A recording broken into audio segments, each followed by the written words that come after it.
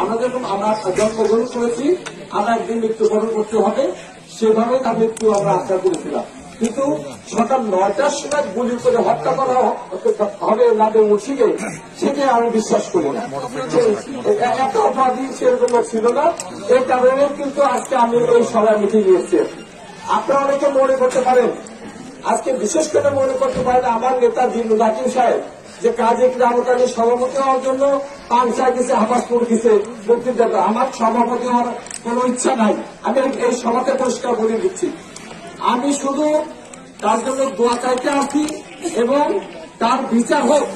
যারা হত্যা করেছে এর সাথে জড়িত যারা, তাদের চিহ্নিত হোক। উনি রাজবাড়িতে বক্তৃতা দিয়ে আমার বিরুদ্ধে অনেক কথা বলেছেন। আমি বলেছিলাম আল্লাহ পাক যদি কোনোদিন সুযোগ দেয়, জিল্লু ভাই আমি পাংশার মাটিতে দাঁড়িয়ে আপনার বিরুদ্ধে কথা বলে আসবো।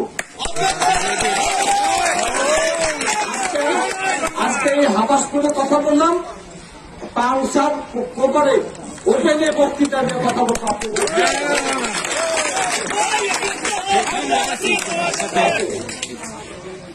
রাজনীতি আমরা সকলে করি, রাজনীতি করি কি জন্য? বঙ্গবন্ধু সংগঠন করি আমাদের সংগঠনকে শক্তিশালী করার জন্য। 2001 সালে যখন বিএনপি ক্ষমতা আসে, তখন 4 বছর জিল্লু ভাই পাংশা আসতে পারে নাই। আমি কাজী কিরামতালী যখন বিএনপির সাথে গোলাগুলি হয়, তখন হাসপাতালে গেছি, মাছ পাড়ায় গেছি, সব জায়গায় রাজবাড়িতে ছিলাম। মনে বল ছিল কোন অন্যায় কাজ করলে নেই, পাংশাতে এসেও কর্মীদের দেখে গেছি, কর্মীদের সাথে কথা বলে। ঠিক আছে না? সেজন্য সীমা লঙ্ঘনকারীদের আল্লাহ কখনো ক্ষমা করে না। আজকে দলকে যারা পঙ্গু বানিয়েছে, দলকে যারা অসুস্থ করেছে, আজকে দলের লোক বিএনপির সময় যত ধরনের নির্যাতন হয়েছিল, আজকে আওয়ামী লীগ ক্ষমতা থাকার পরে তার চেয়ে বেশি নির্যাতিত হচ্ছে আওয়ামী লীগের লোক। এবং এই ঢেউ লাগছে রাজবাড়িতে যাচ্ছে, আমার নির্বাচনী এলাকাতে ঢেউ লাগছে। মানে জিল্লুর রাকিব যে স্টাইলে রাজনীতি করে, ঠিক একই স্টাইলের যেমন আমাদের রাজনীতিও এখন বড়মার। ঠিক আছে না? এইভাবে কখনো রাজনীতি করা যাবে না, রাজনীতি করা যাবে না। আমরা চাই আজকে ভাই যে মারা গেল, উনি মানসিক নির্যাতিত ভাবে, মানসিক অশান্তি নিয়ে মারা গেছেন। আমিও কথা বলতে পারিনি আমার সভাপতির সামনে থেকে। আমিও দোষী, ধরিত আমি করবো, আমিও দোষী। কি জন্য? কারণ তারপর অন্যায় অত্যাচার মানসিক নির্যাতন করা হয়েছিল, তার জন্য আমিও দায়ী, অনেকটা দায়ী। কি জন্য?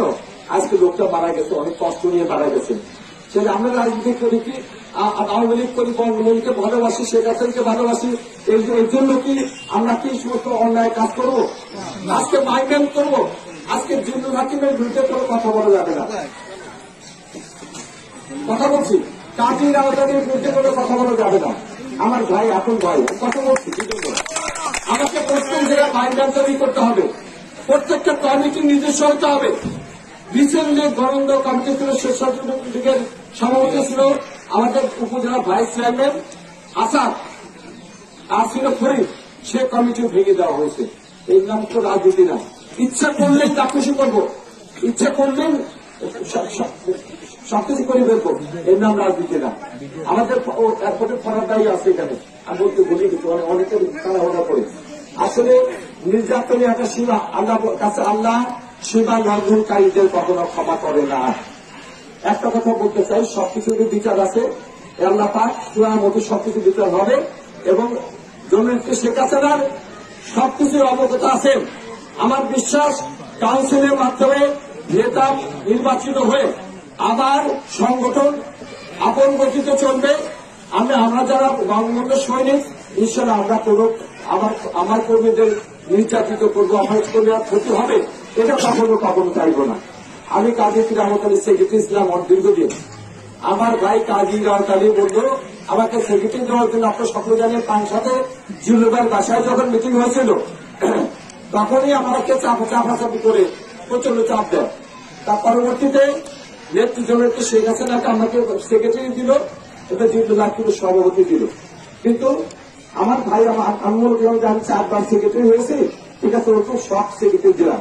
সেক্রেটারি হওয়ার মানে দেওয়ার পরে যে অত্যাচার নির্যাতন শুরু হলো, যে জুলুম অত্যাচার নির্যাতন শুরু হলো, এটা কিন্তু আমি কখনো চিন্তা করতে পারিনি। আমার ভাইয়ের কাছ থেকে আমি পুরাতনই বলতেছি, একই স্টাইল বলে আমরা গুরু শিষ্য, দুই ভাই গুরু,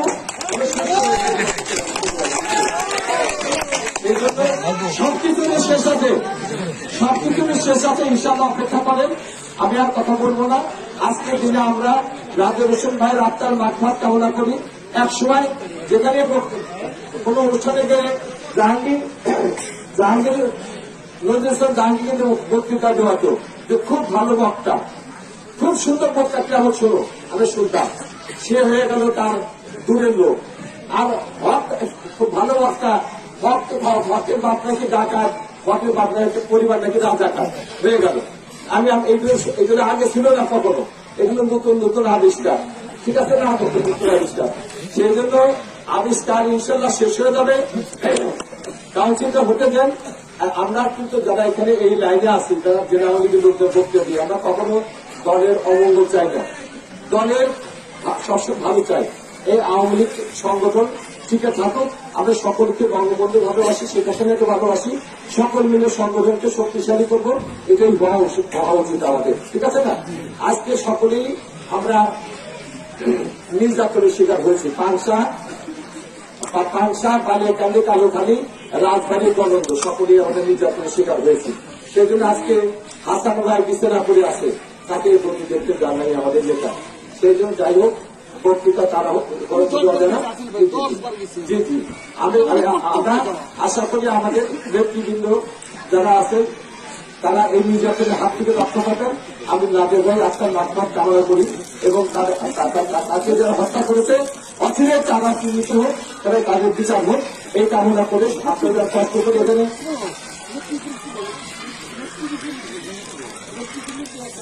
হ্যাঁ। আজকে করোনার কারণে সারা বিশ্বব্যাপী বাংলাদেশের যে লোকগুলো মারা গেছে, এই করোনার হাত থেকে আমাদের রক্ষা পেতে হবে। মুক্তিযুদ্ধ হয়েছিল দেশে, দেশে মুক্তিযুদ্ধরা যুদ্ধ করেছে দেশের জন্য। আমরা করোনার সাথে যুদ্ধ করে ইনশাআল্লাহ চ্যালেঞ্জ করে থাকবো বলে বিশ্বাস করি।